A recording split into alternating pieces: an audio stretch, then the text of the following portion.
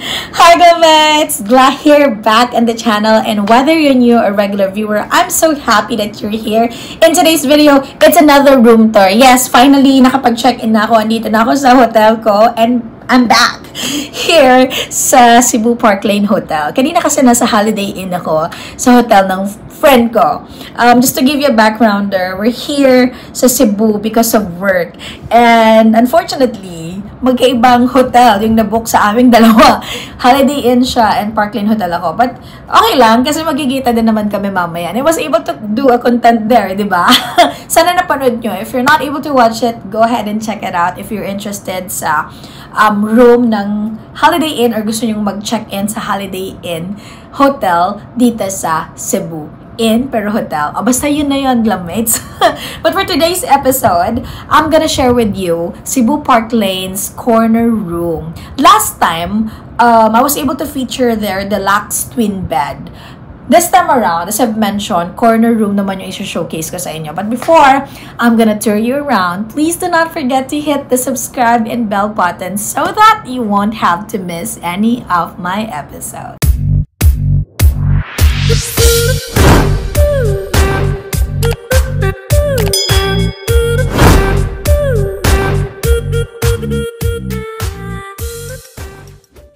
Mates, dito tayo mag-start. Hindi na ako lalabas.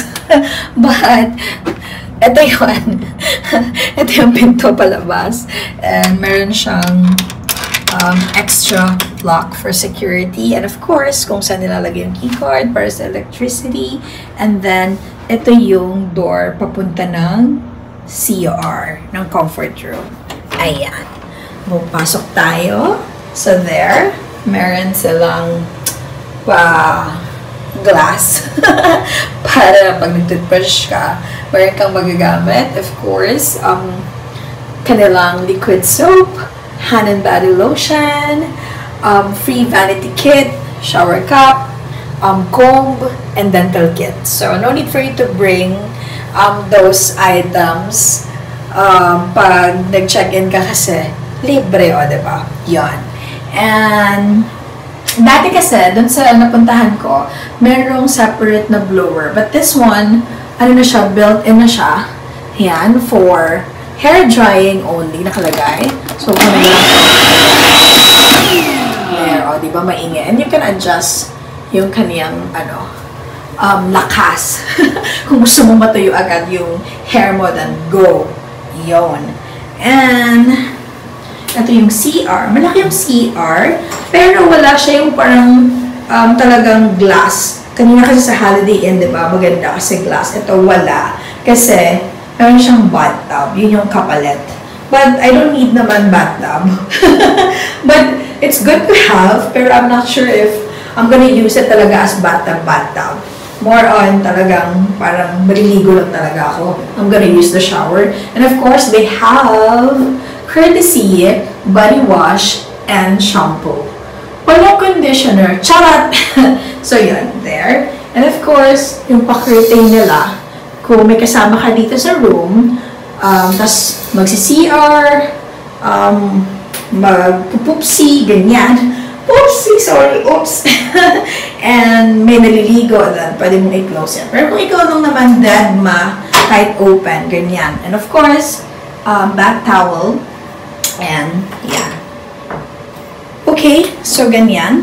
At least you have an idea kung gaano kalaki yung kanilang CR dito sa corner room. Now, entering na tayo. Papunta sa bed. And you have this full-length mirror na nakadikit dito. Ayan. Which I like. No, pansin ko sa mga hotel, talagang yung daanan. Well, I think dapat lang din naman para pag dating mo, titignan mo kung maayos ka pa. Pag lalabas ka, titignan mo yung OOTD mo or sarili mo kung okay ka pa ba. Ganon. I think that's the rationale behind it.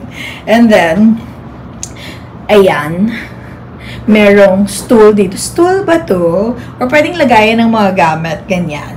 Yung vibe ng Park Lane Hotel, medyo oldie but goodie, rustic, ganon. As compared dun sa Holiday Inn. Oh my God!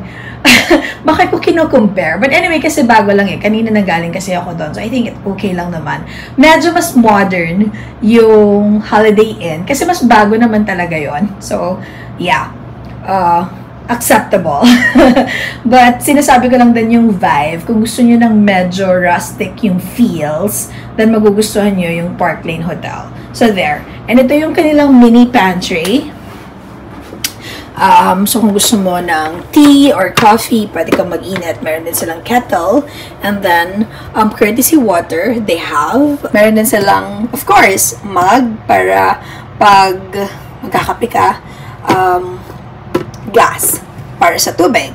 And then, meron naman silang mirror. I think, nakakapag-add kasi ng illusion na malaki yung room kapag may mirror. I think yan.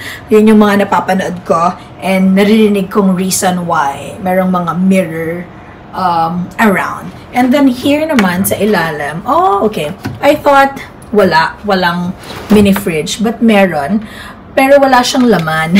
So, I think storage mo lang yan pag gusto mong bumili sa supermarket, mag-stock ka ng soft drinks, na kung ano-ano, then meron kang mini fridge na paglalagyan. And then, as compared sa deluxe twin bed na na-show ko sa inyo, nasa unahan yung ganito nila, yung kanilang built-in cabinet. But here, sa corner room nila, dyan nakalagay yung built-in cabinet. So, sliding door din siya, ganyan. Meron silang safe, yan. Tingnan natin. I-move ko lang. Nandito kasi yung gamit ko, but okay. Baba ko lang siyang ganyan para makita nyo. Yeah. So, ayan. May safe for your valuables. Kung gusto nyo gamitin. But sa akin kasi, wala naman akong dalang valuables. Wala akong dalang kayamanan. Yung jacket na suot ko kanina, hangers, hindi ko pa nalalagay yung mga damit ko. And of course, yung kanilang free slippers and lagayan ng mga tubal or dirty clothes. Ano, ito lang yung dala ko na bag. Ibabalik ko lang din. Hindi ko pa na ihahang yung aking mga damit. But anyway, so yan. And ito yung kanilang table. Ano nga to? Nakalimutan ko, sorry, Glummate. Super duper puyat ang lola nyo. Wala nang energy, but I want to do the vlog. I want to share the room, the corner room with you, Glummates. So, yeah, may lampshade. And, of course, telephone if you want to order something. So, receptionist, if you have concerns sa room, requests. Yeah, telephone is the key. And then, yung kanilang mga reminders. And then, ito, dala ko na to, comfort cross, of course, kasi magta-travel. Mayroon kasi ako anxiety pag sumasakay ng airplane, kaya kapag na-stress ako, at least I have the comfort cross. And then, of course, yung aking key card, may wallet.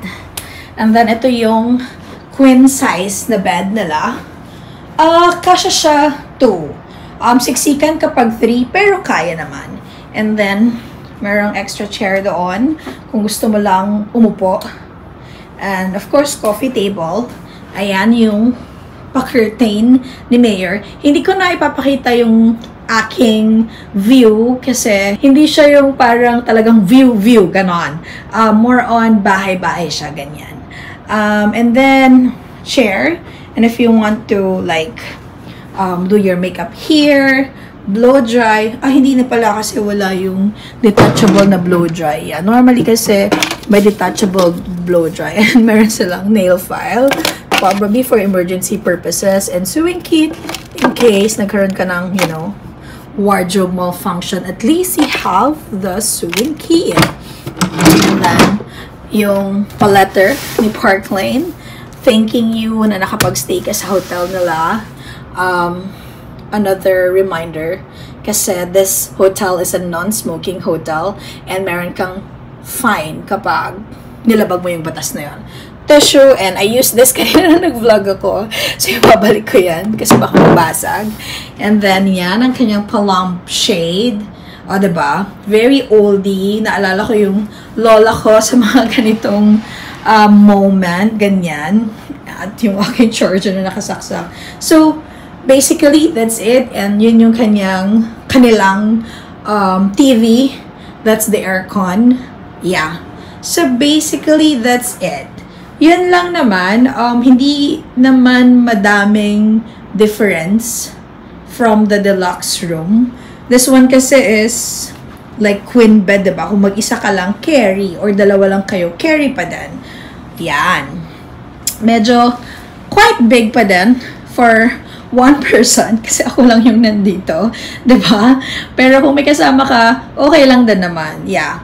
3, hindi. Kasi hindi na kasi kayo cash, especially if you're adult. And wala siyang sofa para, you know, kung sino yung willing na matulog sa sofa. But wala eh. So, yun na yun. That's it, Glummates. That's the Cebu Park Lanes corner room. At kung na-enjoy nyo at nakatulong tong video na to sa inyo, please give it a thumbs up and share it with your friends. And if you haven't already, please do subscribe and turn on notification para makita tayo ulit sa next vlog ko. Thank you so much, Glummates, and I'll talk to you on my next vlog. Bye!